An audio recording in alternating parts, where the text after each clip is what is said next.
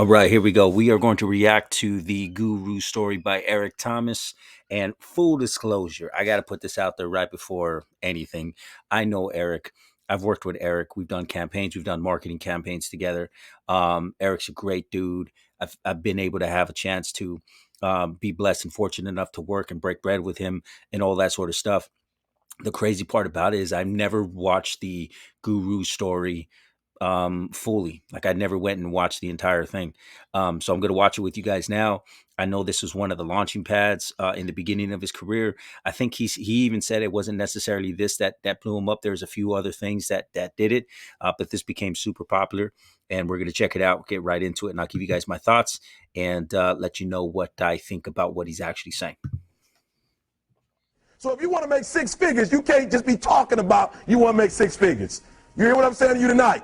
If you do the three things I tell you to do tonight, I guarantee you, whatever it is you want to do in life, you'll be able to do. You will be able to accomplish whatever you want to academically, financially, relationally, whatever. So three things.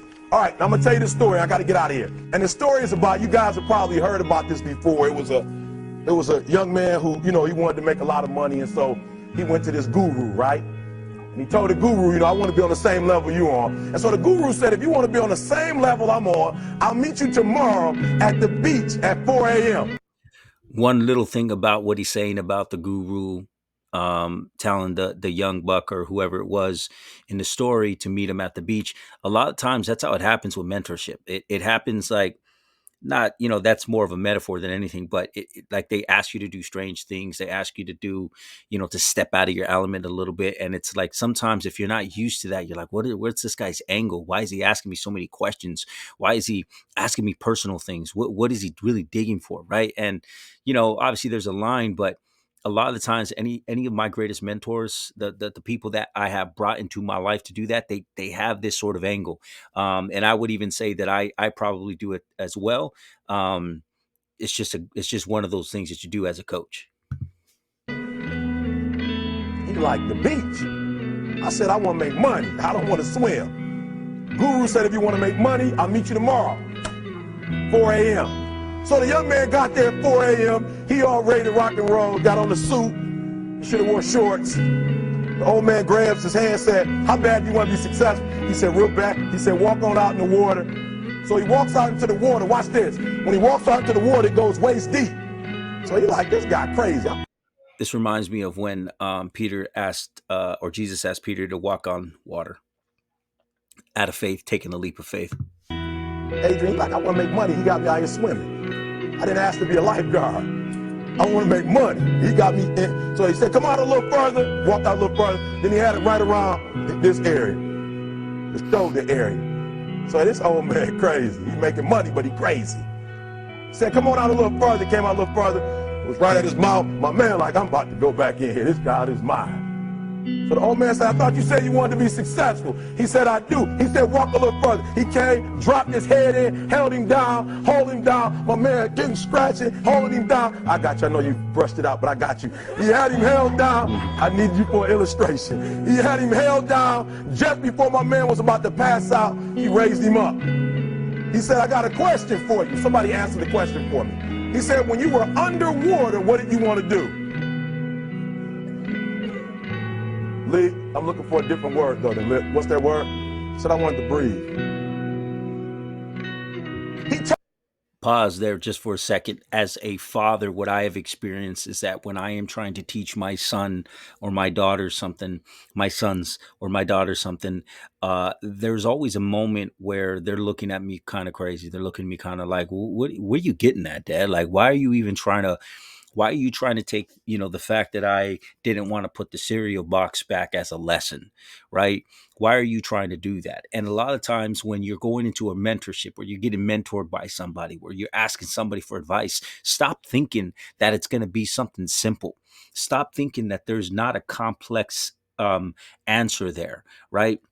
A lot of times there is simplistic strategies to get it done, but there's more of a complex situation that you have to go through and run through and talk about, right? The person that is reactive in their life, that have anger issues, they got things that they're not over yet. There are deeper things that you have to go into to be able to attack that. It's not a simple thing. So as he's putting the dude's head in the water, that's just kind of representative of those things that you have to kind of like shock.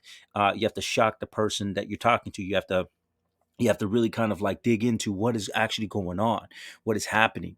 Do you really want this? Do you really want this particular lifestyle? Do you want to do this? Do you want to do it? And if you do, then you gotta want it more than you want to breathe, man. Let's go.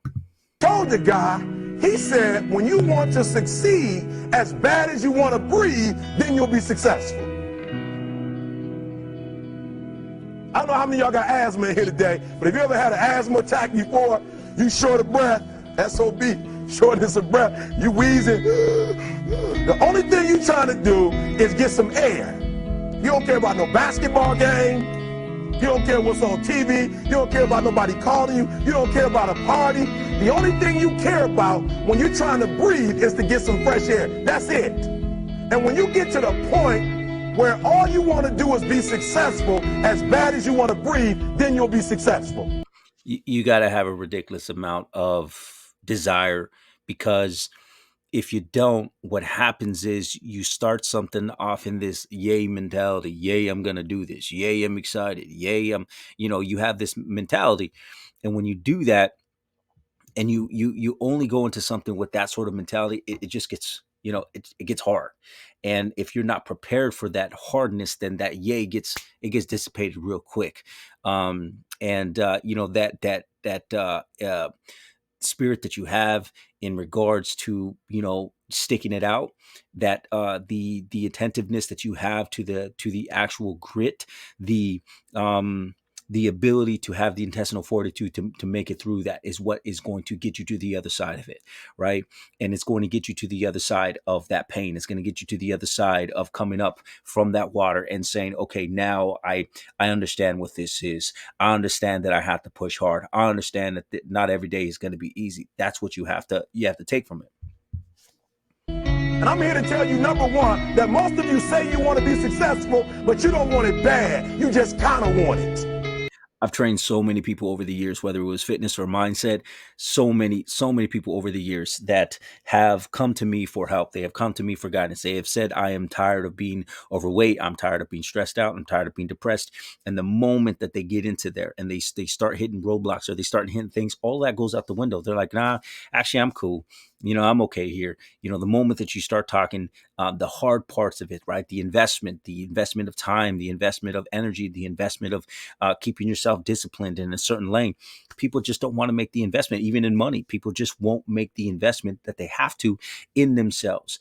If you're somebody who's watching this and you're like, I am willing to put everything into it, you got to make sure that during these times, you remember that. You got to make sure that during these times, that is your anchor. That is the thing. You have to have purpose in every single thing that you do, because if you don't, you are not going to get to the places that you want to. You are not going to get to the places that you truly want to, because you are being pounded by the process, and you didn't establish yourself in the purpose. You don't want it badder than you want to party. You don't want it as much as you want to be cool. Most of you don't want success as much as you want to sleep. Some of you love sleep more than you love success. And I'm here to tell you today, if you're going to be successful, you've got to be willing to give up sleep. You got to be willing to work off for 3 hours of sleep, 2 hours, if you really want to be successful. As a health and fitness coach, I'm just going to call E on this right here. You're not going to be optimal at 2 or 3 hours of sleep, but I get what he's saying. You have to be willing to lose sleep. You have to be willing to, there are certain periods that you go through that they're just going to be unbalanced. They're just going to be, they're going to be really unbalanced, and you have to be willing to give up a whole lot. And sleep is one of those things.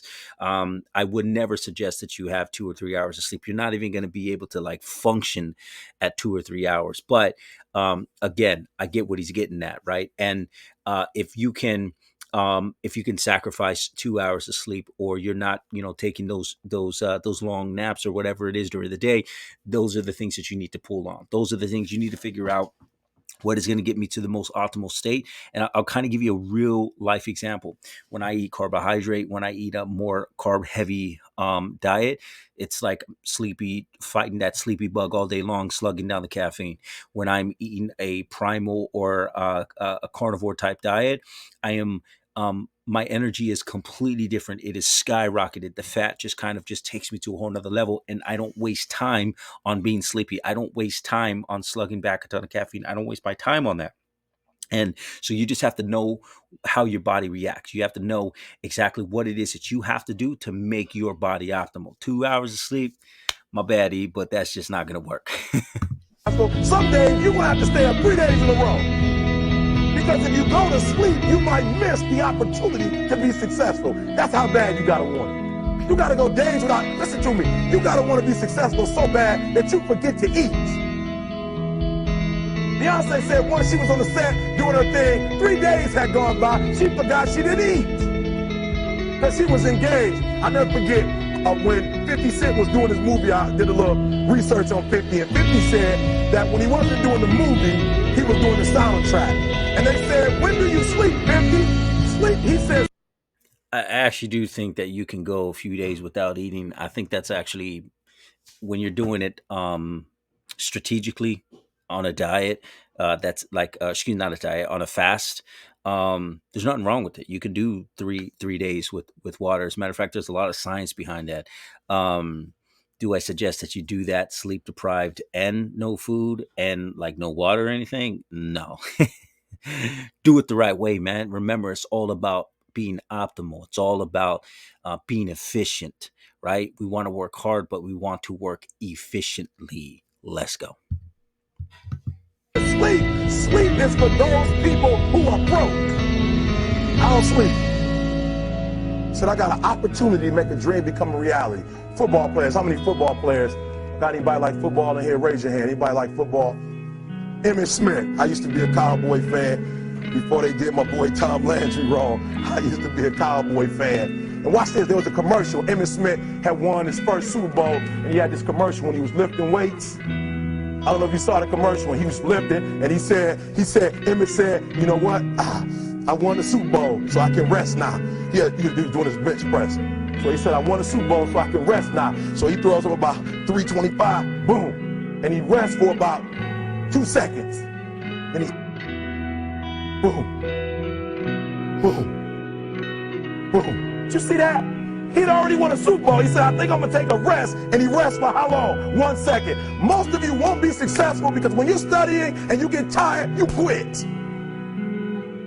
And I'm here to tell you today, if you got somebody came to my office the other day crying. I said, look, don't cry to give up. Cry to keep going. Don't cry to quit. You already in pain. You already hurt. Get a reward from it. Don't go to sleep. I agree, man. You got to get an award for your pain. Like, you did not come this far just to come this far, right? The health coach inside of me is saying there's optimal ways of doing that. I already talked about that. But as far as getting a reward for your pain, you have to. Like, don't just come this far just to give up and to say, that's it, I'm done, I'm throwing in the towel. Like, I did all the things that I could and it's not working. Like, get something while you're here.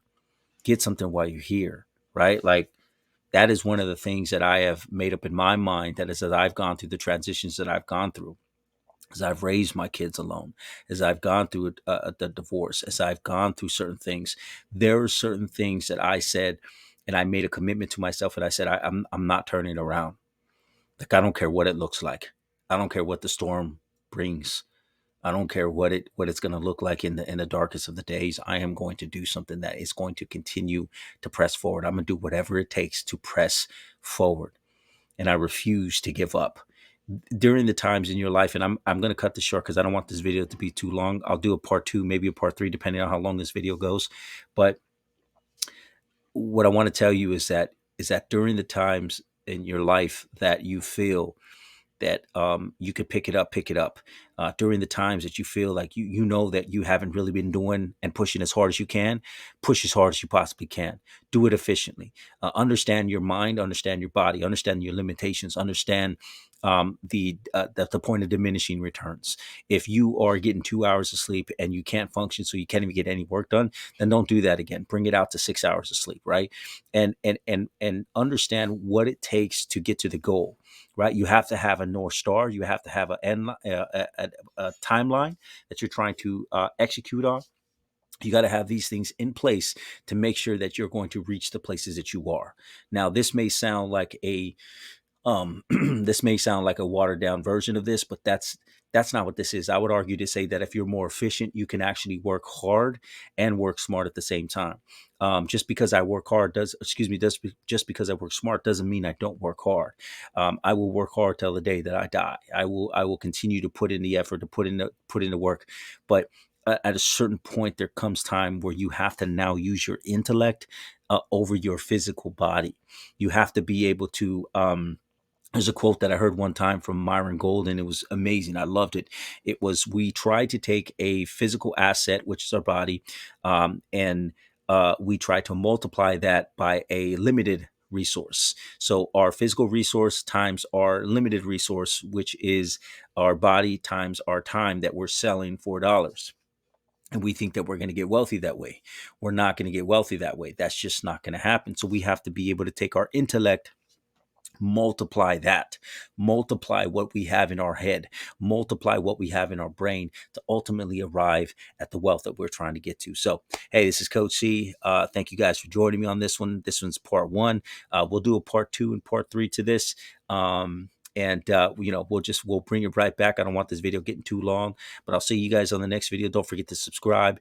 Leave me a comment down below. What were the thoughts that you came up with during the video? And what are some of the things that you think about what I said? Maybe you disagree. Maybe you agree with me. I don't know. Subscribe. We'll see you on the next video. Take care. Bye-bye.